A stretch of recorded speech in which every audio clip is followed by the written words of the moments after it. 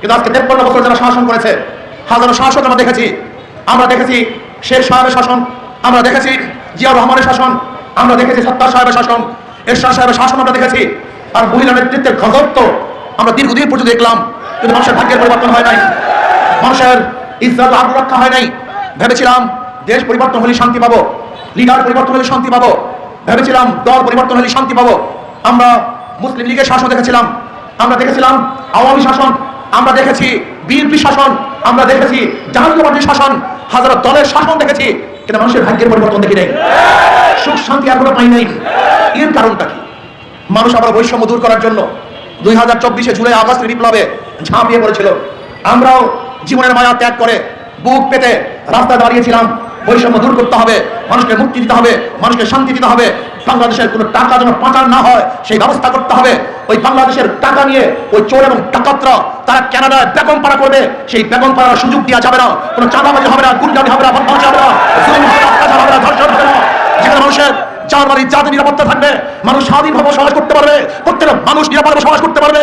আমার মা বোনের ইজ্জত এবং আবরু নিয়ে রাস্তায় বের হবে, গরিব দুঃখী মেহনত মানুষের অধিকারকে ঘরে করে বুঝাবার ব্যবস্থা করা হবে। কিন্তু আমি কি দেখলাম? আমরা দেখলাম 5ই আগস্টের পরে সেই জুলুম, সেই অত্যাচার, সেই খুন। শুধু বিএনপির নিজেদের মধ্যে খুনের সংখ্যা 130-এর উপরে। আমরা কি দেখতেছি? আজকে সরকারি মাল বিভিন্ন দলের বাড়ির মধ্যে। আমরা কি দেখেছি? আজকে আওয়ামী লীগের উপরে যে ইলজামগুলো আমরা দিতাম যে আওয়ামী লীগ জুলুম করে, অত্যাচার করে, অবিচার করে, বাক রুদ্ধ করে, কন্ট্রোলালিকে চেপে ধরে, আজকে দেখেছি সেই একই কাজ বিএনপি আওয়ামী লীগের সেই কাজগুলি হুবাহু জারি করছে। বিএনপির যে বক্তব্য ছিল, আওয়ামী লীগের যে বক্তব্য ছিল, বিএনপির বক্তব্য একই, হুবাহু, কোনো পার্থক্য নাই। আওয়ামী লীগ কি বলতো? মৌলবাদী। এখন দেখতেছি বিএনপির হাজার বক্তার মধ্যে মৌলবাদী। আওয়ামী লীগ কি বলতো? পাকিস্তান বন্দী।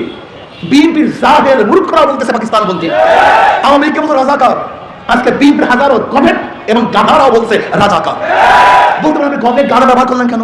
এই গাধা জানি না জিয়া রহমান সাহেব কাদেরকে নিয়ে মন্ত্রী পরিষদ করেছিল। এই গাধা জানি না, এই মূর্খ জানি না জিয়া রহমান কার সাথে রাজনীতি করেছিল, কাদেরকে রাজনীতির জায়গা দিয়েছিল, শাহ আজিজ কে ছিল, এই গাধাটা জানি না।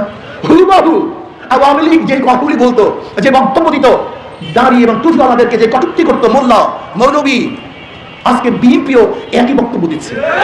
তার মানে বিএনপির বক্তব্যের মধ্যে এবং আওয়ামী লীগের বক্তব্যের মধ্যে, আওয়ামী লীগের কাজের মধ্যে এবং বিএনপির কাজের মধ্যে আমি কোনো পার্থক্য দেখি না। আপনারা দেখে দিতে জানি না, হবে না। হাজারবার দেশ পরিবর্তন করবেন, হাজারবার দেশ দল পরিবর্তন করবেন, হাজার কোটি বার নেতা পরিবর্তন করবেন, কিন্তু ভাগ্যের পরিবর্তন হবে না। এর কারণটা কি? একজনের নাম এ, একজনের নাম বি, একজনের নাম সি। এ বি সি তিনজনই চোর। ক্ষমতায় আছে এ, সে কি করবে? হটাও এ, আন্দোলন সংগ্রাম, বসাও বি, সে কি করবে? হটাও বি, বসাও সি, সে কি করবে? কারণটা কি? নেতার পরিবর্তন হয়েছে, নীতি আদর্শ পরিবর্তন হয়নি। এসপি সাহেব ট্রান্সফার হয়, ঘুষ সাহেব সে চেয়ারেই বসে থাকে। ওসি সাহেব পরিবর্তন হয়, দুর্নীতি সাহেব সেই রুমের মধ্যেই ঘুরতে থাকে। ডিসি সাহেব পরিবর্তন হয়, কিন্তু অন্যায় সাহেব সেই বিল্ডিংয়েই থাকে।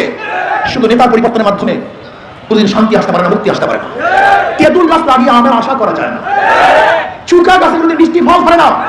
যারা দুর্নীতিবাজ, সন্ত্রাস, চাঁদাবাজ, যারা 2 নম্বর, তাদের মাধ্যমে দেশ কোনদিন 1 নম্বর হতে পারে না।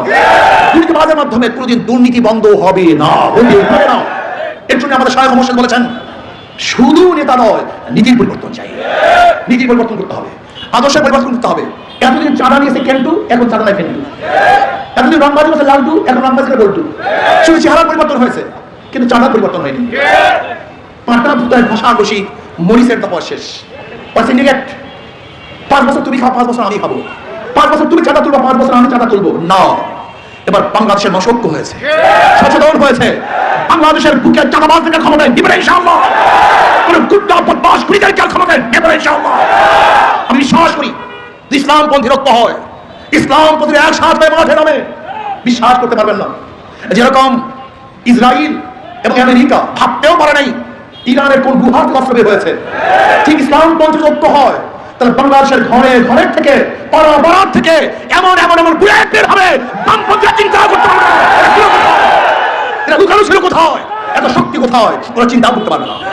আসুন, ওয়াতাসিমু বিহাবলিল্লাহি জামিআন ওয়া লা তাফাররাকু। আমি বিশ্বাস করি সমস্ত জনগণের দোষ, লিডারদের দোষ না। লিডাররা যত অন্যায় করে জেলখানার থেকে ফুলের মালা দিয়ে তাদেরকে বরণ করে। যদি লিডার অন্যায় করার পরে জুতার মালা পরানো হতো, তাহলে লিডাররা দুর্নীতি মারতে করতে পারতো না, চুরি করতে পারতো না। আজকে থেকে আমরা চোর এবং ডাকাত বদমাশদেরকে শ্রদ্ধা এবং সম্মান করবো না, বরং তাদের অপরাধের বিচার করবো। আমরা জনগণ ঐক্য হই। সবচেয়ে দুঃখের বিষয় হলো এই গরিবরা নিজেদের ভালো বুঝে না। সবচেয়ে বড় সমস্যা গরিবদেরকে নিয়ে। পুঁজিবাদী অর্থনীতি হলো সম্পূর্ণ ধনীদের জন্য। পুঁজিবাদী অর্থনীতি ধনীকে ধনী বানায়, গরিবকে গরিব বানায়। আর ইসলামী অর্থনীতি গরিবদেরকে ধনী বানায়, বরঞ্চের ভারসাম্য সৃষ্টি করে। অথচ গরিবরা ইসলামকে পছন্দ করে না। আমি আল্লাহর কসম খেয়ে বলতে পারি, ইসলামী অর্থনীতি অ্যাপ্লাই হয়, আগামী 5-10 বছরের মধ্যে বাংলাদেশের গোটা গরিবরা দরিদ্র সীমার উপরে চলে যাবে। বিশ্বাস হয় না? আপনি যাবেন ব্যাংকে টাকা আনার জন্য, আজকে যাবেন ব্যাংকে টাকা আনার জন্য, বলবেন আপনার কাছে মর্গেজ আছে 10 লক্ষ টাকা, আপনি লোন নেওয়ার জন্য আসছেন। বলবেন আমি তো গরিব মানুষ। ব্যাংকওয়ালা কি বলবে? গরিবদের জন্য পয়সা না, এর লোন তো ধনীদের জন্য, গরিবদের জন্য কন্ট্রোল লোন, এর জন্য টাকা নেই। ব্যাংক আগে টাকা দেয় যারা আছে, যার নাই জোরে বলেন। লোন মাফ করে কার? যাকে দিছে। যাকে দেয় নাই তার লোন মাফ হয় না। সুদ মাফ করে কার? যার ইন্টারেস্ট হয়েছিল, যার ইন্টারেস্ট হয় নাই তাকে মাফ করে না। তার মানে ব্যাংক ধনীদের জন্য, গরিবদের জন্য না। আর ইসলামী অর্থনীতি সবই গরিবদের জন্য। জাকাত কাদের জন্য? ফাতরা কাদের জন্য? ওষুধ কাদের জন্য? মানত কাদের জন্য? দান কাদের জন্য? ইসলামী গোটা অর্থনীতি গরিবদের জন্য। অথচ কপাল পরা গরিব। আমি আগে শুনতাম নিজের ভালো পাগলেও বুঝে, কিন্তু আমরা গরিবে এত পাগলের পাগল, নিজেরা নিজেদের ভালো বুঝি না। তারা নির্বাচনের পিরিয়ডে 500 টাকার জন্য ভোটটাকে বিক্রি করে দেয়। তুমি ভোট বিক্রি করো নাই, তুমি দেশকে বিক্রি করছো। তুমি ভোট বিক্রি করো নাই, নিজের সম্পত্তিকে ধ্বংস করে ফেলছো। তুমি ভোট বিক্রি করে তোমার অধিকারকে জনগণকে দিয়েছো। যদি গরিব লোক হন, ইসলামের পক্ষে আসেন, তাহলে দেখবেন আপনাদের উন্নতি হবে। বলতে পারবেন আমরা গরিব মানুষ, গাঁজা খাই, আমরা খারাপ মানুষ, নামাজ পড়ি না, রোজা রাখি না। কিসের ইসলাম? এক গাঁজা একদিন আমাকে বলতেছে, ইসলাম হুকুমাত আসলে আমার গাঁজার অবস্থাটা কি হবে? আমি বললাম তুমি কি মাসজিদে গিয়ে গাঁজা সেবন করতে পারো? বলে না। আমি বললাম কেন? কারণ পরিবেশ নেই। আবার ইসলাম ক্ষমতা আসলে গোটা বাংলাদেশটাই মাসজিদের পরিবেশ হয়ে যাবে, যেখানে তুমি নিজে গাঁজা সেবন করতে পারবো না। ইসলামী খুবই আমাদের মধ্যে ঢুকানো হয়েছে। আমরা অনেকভাবে ইসলাম আসলে জোর করে দাঁড়িয়ে রাখতে হবে, ইসলাম আসলে জোর করে টুপি পরাতে হবে, ইসলাম আসলে আমাদের প্রত্যেকটা মেয়েদেরকে বন্দী করা হবে। আসলে ভুল বুঝছেন। ইসলাম আসলে তোমাকে জোরপূর্বক কিছু করানো হবে না, বরং ইসলাম আমাদের পরিবেশ সৃষ্টি করবে যেখানে তোমাকে নিজেকে ভালো করতে বাধ্য করানো হবে। তোমার কোনো কষ্টই হবে না। ইসলাম আসলে কি হবে? আমাদের প্রত্যেকটা মহিলাদের ন্যায্য অধিকার প্রতিষ্ঠা করতে হবে, করা হবে। আমার মেয়েরা, আমার বোনেরা বড় বড় ধনী হয়ে যাবে, ব্যবসা করবে, বাণিজ্য করবে। যেমন আমাদের খালিদ রাদিয়াল্লাহু তাআলা আনহা বড় ব্যবসায়ী ছিলেন। আমাদের মেয়েরা ব্যবসায়ী হওয়ার সমস্যা কোথায়? শরীয়তের আলোকে তারা ব্যবসা করতে পারবে, বাণিজ্য করতে পারবে, সব কিছু করতে পারবে। শরীয়তের আলোকে আমাদের প্রত্যেকটা গরিবরা, প্রত্যেকটা ধনীরা শরীয়তের আলোকে তারা নিজেদের জীবন যাপন করতে পারবে, কোনো সমস্যা নেই। বলতে পারেন হিন্দুদের অবস্থাটা কি হবে? হিন্দুরা এত নিরাপত্তা লাভ করবে যে আপনি চিন্তাও করতে পারবেন না। প্রত্যেকটা হিন্দু, বৌদ্ধ, খ্রিস্টানদের অধিকার তোমার প্রয়োগ করা হবে। তারা বুক ফুলিয়ে হাঁটবে, ব্যবসা করবে, বাণিজ্য করবে, তারা পূজা আস্থা করবে, কোনো টেনশন নাই, কোনো চিন্তা নাই। বাংলাদেশ ইসলাম গভর্নমেন্ট তাদেরকে নিরাপত্তা প্রদান করবে।